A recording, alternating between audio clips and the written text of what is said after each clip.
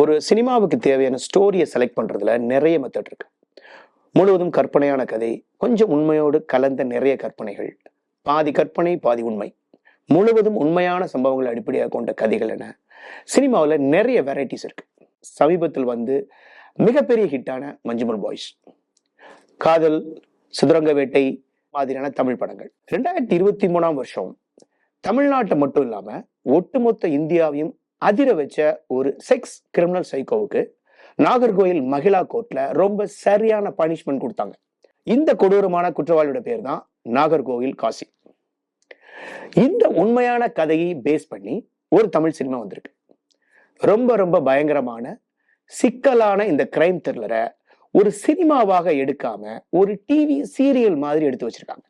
காசியோட real கேஸ்ல பல மாவட்டங்கள், பல சம்பவங்கள் போகுது. ஒரு சீரியஸான சினிமாவை எடுப்பதற்கு பதிலாக ஒரு சில கிளுகிழுப்பான காட்சிகளை வச்சு இந்த சினிமாவை ஓட்டுறதுக்கு நினைச்சிருக்காங்க. ஒரு விதத்துல ஆடியன்ஸை ஏமாத்த பாக்குறாங்க. முறையான ஆராய்ச்சியோ முறையான ஃபீல்ட் ஒர்க்கை செய்யாம எடுத்த ஒரு சினிமா இது. ரக்ஷிதாவை காட்டி மட்டுமே இந்த சினிமாவை ஓட்டிட முடியும் அப்படின்னு யாரோ இந்த டீமோட ஆள் மனதுல பதிய வச்சிருக்காங்க. இது போக பெண்களுக்கு ஏற்பட்ட பாதிப்புகளை காட்சிகள்ல சரியா சொல்லாம அவங்கள கிளாமராகவும் கொஞ்சம் செக்ஸியாகவும் காமிச்சா போதும்னு நினைச்சிருக்காங்க.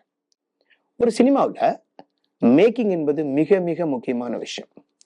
மேக்கிங் என்றால் என்ன என்பதை தெரிந்து கொள்ளவே கூடாது என்பதில் இந்த டீம் ரொம்ப கவனமா இருந்திருக்காங்க.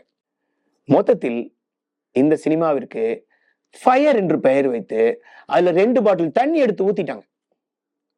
மொத்தத்தில் ஒரு உண்மை சம்பவத்தை எப்படியெல்லாம் சினிமாவாக எடுக்க கூடாது என்பதற்கு இந்த படம் ஒரு பாடம்.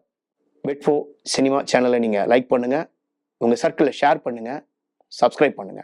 மீண்டும் அடுத்த சினிமா ரிவ்யூல சந்திப்போம். தேங்க்ஸ்.